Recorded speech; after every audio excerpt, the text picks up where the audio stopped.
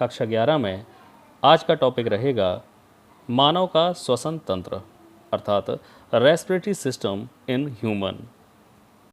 मानव शरीर में एक सुविकसित श्वसन तंत्र पाया जाता है जिसके निम्न भाग होते हैं।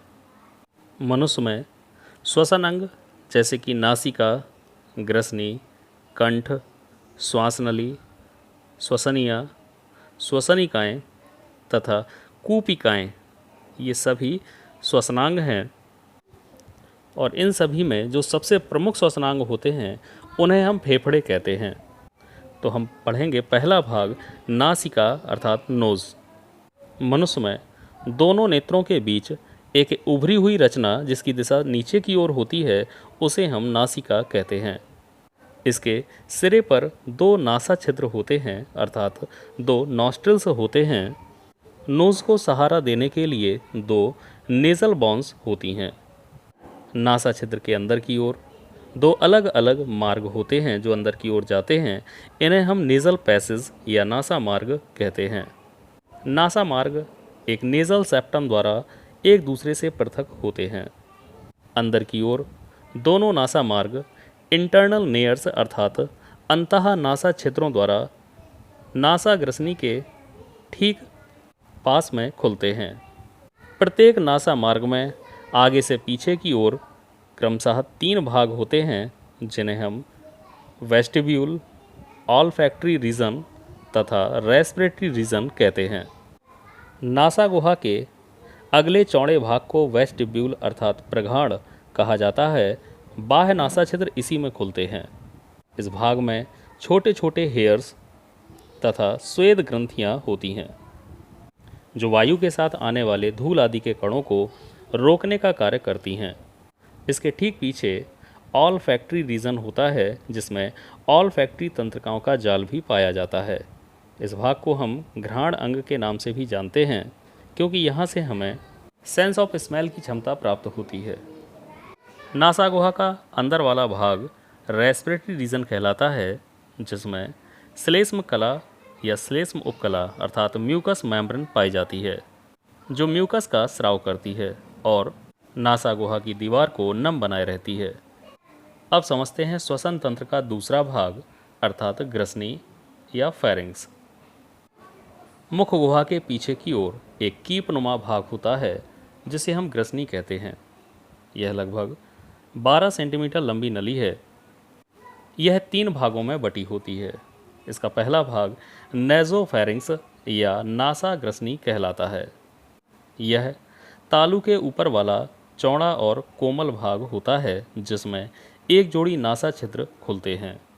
इसका दूसरा भाग कहलाता है ओरोफेरिंक्स अर्थात मुख ग्रसनी। यह कोमल तालू के नीचे की ओर स्थित होता है।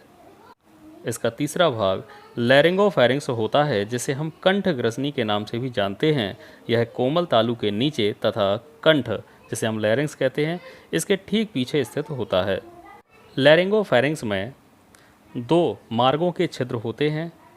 इन छिद्रों को हम गलेट तथा ग्लॉटिस कहते हैं। ग्लॉटिस पर एपीग्लॉटिस नामक ढक्कन नुमा रचना पाई जाती है। जब हम किसी चीज़ को निगलते हैं, पानी या भोजन को निगलते हैं तो उस समय एपीग्लॉटिस नामक जो ढक्कन नुमा रचना होती है वो ग्लॉटिस नामक छिद्र को बंद कर देती है जिससे कि हमारा भोजन या पानी श्वसन तंत्र में नहीं जा पाता है, श्वास नाल में नहीं जा पाता है। अब है श्वसन तंत्र का तीसरा भाग श्वास नली या ट्रैकिया जिसे हम विंड पाइप के नाम से भी जानते हैं। ये लगभग 12 सेंटीमीटर लंबी नली है जो गर्दन की पूरी लंबाई में स्थित होती है और हमारे वक्ष गुहा में प्रवेश करती है। इसकी दीवार में सी आकार के उपास्थि के बने हुए छल्ले पाए जाते हैं।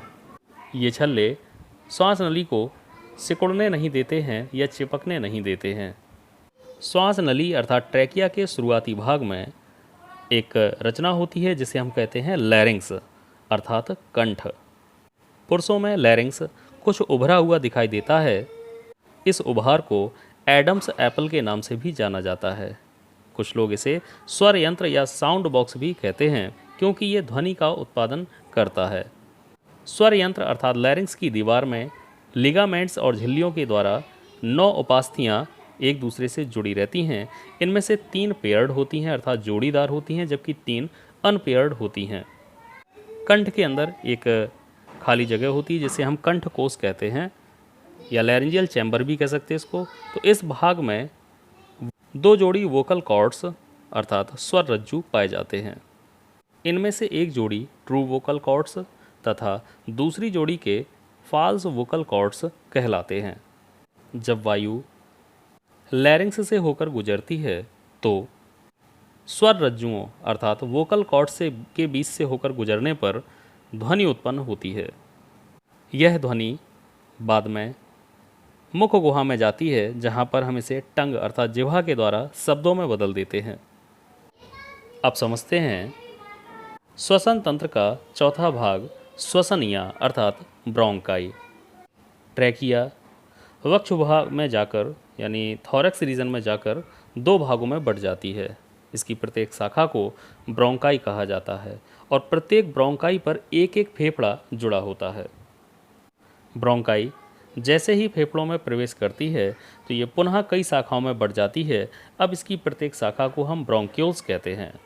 तो आप लोग याद रखें, ट्रैकिया के विभाजन से ब्रोंकस, ब्रोंकस के विभाजन से ब्रोंकाई तथा ब्रोंकाई के विभाजन से ब्रोंक्यूल्स का निर्माण होता है। ब्रोंक्यूल्स की दीवार में भी अधूरे सी आकार के छल्ले पाए जाते हैं। अब समझते हैं श्वसन तंत्र का अंतिम भाग फेफड़े अर्थात लंग्स। मनुष्य की वक्ष गुहा में एक जोड़ी स्पंजी फेफड़े स्थित होते हैं। ये जिस गुहा में पाए जाते हैं उसे हम प्लूरल कैविटी कहते हैं। हमारे प्रत्येक फेफड़े के चारों ओर एक पतला आवरण पाया जाता है जिसे हम प्लूरा या प्लूरल मेम्ब्रेन कहते हैं। फेफड़ों का रंग हल्का गुलाबी होता है। मनुष्य का दायां फेफड़ा बाएं से कुछ चौड़ा किंतु लंबाई में छोटा होता है। दायां फेफड़ा 3 पिंडों सुपीरियर लोब, मिडिल लोब और इन्फीरियर लोब में बटा होता है, जबकि बायां फेफड़ा केवल 2 पिंडों अर्थात सुपीरियर लोब और इन्फीरियर लोब में बटा होता है। जिस स्थान पर ब्रोंकस फेफड़े में प्रवेश करती है उस भाग को नाभिक अर्थात हाइलस कहा जाता है। हमारे प्रत्येक फेफड़े का भार लगभग 450 ग्राम होता है। फेफड़े के अंदर अनेक वायु कोष्ठक अर्थात एल्वोलाई होते हैं। प्रत्येक फेफड़े में वायु कोष्ठक अर्थात एल्वोलाई की संख्या लगभग 15 करोड़ तक होती है। वायु कोष्ठकों के चारों ओर रुधिर केशिकाओं का महीन जाल होता है, जिसके द्वारा रुधिर की ऑक्सीजन वायु कोष्ठकों में और वायु कोष्ठकों में भरी हुई CO2 रुधिर में चली जाती है।